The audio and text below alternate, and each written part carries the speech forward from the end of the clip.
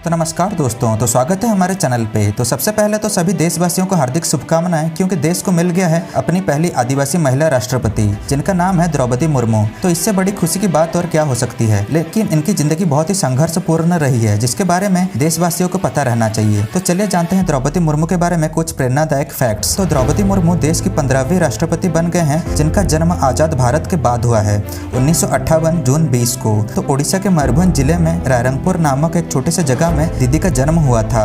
And बेहद ही गरीब घर एंड पिछड़े आदिवासी समाज से दीदी आते हैं एंड प्यार से ओडिशावासी उनको दीदी बुलाते हैं। एक बार दीदी जब अपने स्कूल के 7वीं कक्षा में थी, तो तब उनके गांव ऊपरबेड़ा में कुछ सरकारी अधिकारी आए थे। तो सरकारी अधिकारी द्रौपदी मुर्मू के पढ़ाई के प्रति रुचि देखकर उनको ओडिशा की राजधानी भुवनेश्वर में पढ़ाई करने के लिए परामर्श किया। एंड घर में आर्थिक व्यवस्था ठीक न होने के बावजूद भी दीदी अपने स्कूल की पढ़ाई खत्म करने के लिए 8वीं क्लास के बाद से ही गांव से निकलकर ओडिशा की राजधानी भुवनेश्वर आ गए थे, क्योंकि दीदी को पढ़ाई से बड़ा ही लगाव था। घर में 2 भाई होने के बावजूद भी दीदी जीवन में खुद के दम पे कुछ करने का प्रण ले ली थी। लेकिन उस टाइम गांव से निकलकर बाहर जाना मतलब बहुत ही बड़ी बात थी। तो दीदी भुवनेश्वर के यूनिट 2 कैपिटल हाई स्कूल में अपनी पूरी स्कूल की पढ़ाई कंप्लीट की। काफ़ी साधारण सा भेष पोशाक एंड काफ़ी साधारण सा आचरण के साथ दीदी पढ़ाई में काफ़ी तेज थे। फिर उन्होंने भुवनेश्वर के रमादेवी वुमेन्स कॉलेज में 1975 से 1979 तक कॉलेज में पढ़ाई की। पहले IE की पढ़ाई, फिर BA में तालीम हासिल किए। उनका ऑनर्स इकोनॉमिक्स था। उनके घर का आर्थिक व्यवस्था ठीक न होने पर उन्होंने पढ़ाई के बाद ही 1979 में जूनियर असिस्टेंट के रूप में जल सेचन विभाग गवर्नमेंट ऑफ ओडिशा में कार्यरत हुए। पॉलिटिक्स में आने से पहले उन्होंने शिक्षक के रूप में Aurobindo integral education and research institute of Rairangpur में कार्यरत हुए। वहाँ पर वो बिना सैलरी की ही छात्राओं को शिक्षा दे रहे थे।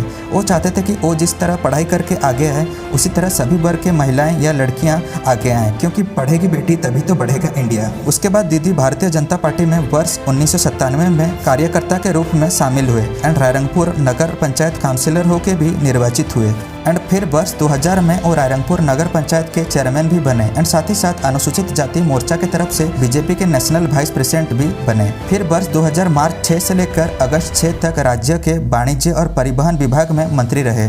उसके बाद वर्ष 2002 से लेकर 2004 तक दीदी मत्स्य पालन और पशु संसाधन विभाग में मंत्री रहे। फिर उसके बाद दीदी रायरंगपुर से 2 बार विधायक भी चुन के आए एंड 2007 में ओडिशा के विधानसभा की तरफ से दीदी को बेस्ट MLA का अवार्ड भी मिला। लेकिन वर्ष 2009 में उनका एक बेटा का निधन हो गया, जो कि उनकी जिंदगी का एक दुखद पल था एंड इससे दीदी बहुत ही टूट पड़े थे। एंड इसके बाद मन को दृढ़ता के साथ उन्होंने आध्यात्मिक का मार्ग चुना एंड जिससे वो प्रजापति ब्रह्मा कुमारी संस्था में शामिल हुए। एंड उनकी जिंदगी बस संभल ही रही थी कि तभी 2012-13 में उनके दूसरे बेटे का सड़क दुर्घटना में निधन हो जाता है। 4 वर्ष के व्यवधान में 2 संतान को खोने के बाद निर्वाक हो गए थे दीदी। उसी वर्ष 2013 में उनके भाई का भी निधन हो जाता है। फिर 1 साल बाद 2014 में उनके पति श्यामाचरण मुर्मू का भी निधन हो जाता है। इससे दीदी और भी टूट जाते हैं। लेकिन कभी ना जिंदगी में हार ना मानने वाली दीदी अपने पति और 2 बेटे के निधन के बाद उनके स्मृति में SLS विद्यालय का निर्माण करते हैं। एंड ये विद्यालय का नाम उनके स्वर्गीय पति एंड 2 बेटों के नाम पे बना है, SLS विद्यालय, अर्थात S स्टैंड्स फॉर स्वर्गीय श्यामाचरण मुर्मू,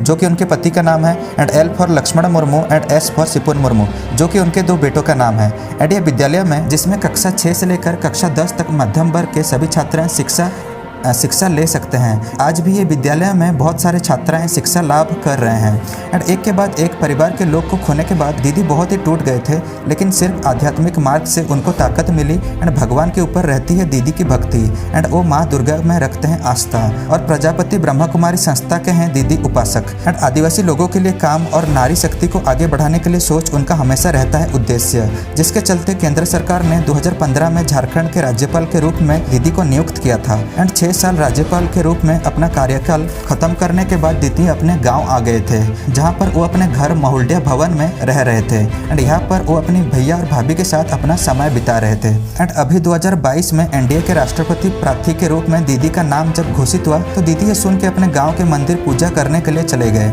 एंड पूजा से पहले दीदी ने मंदिर के परिसर को खुद झाड़ू लेकर साफ किए थे। एंड अभी बदलते हुए समय के साथ दीदी को मिला एक बड़ा उपहार। एंड अभी दीदी अपने महुल्डिया भवन घर को छोड़कर 300 देखकर राष्ट्रपति भवन में रहेंगे।